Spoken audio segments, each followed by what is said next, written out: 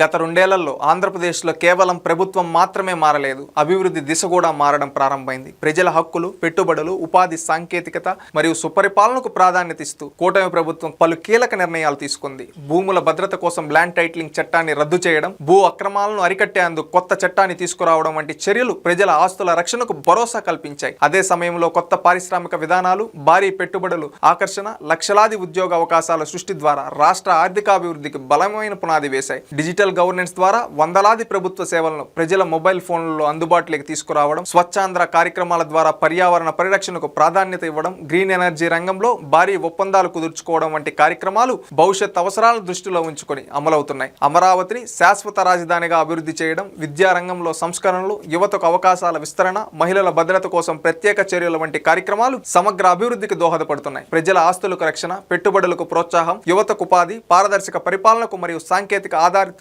సేవల సమన్వయంతో ఆంధ్రప్రదేశ్ను స్వర్ణాంధ్ర 2047 లక్ష్యం వైపు ముందుకు తీసుకెళ్లే ప్రయత్నం కొనసాగుతుంది. ఇదే రెండేళ్ల నమ్మకంగా భవిష్యత్ తరాలకు బలమైన పునాదిని నిర్మిస్తుంది.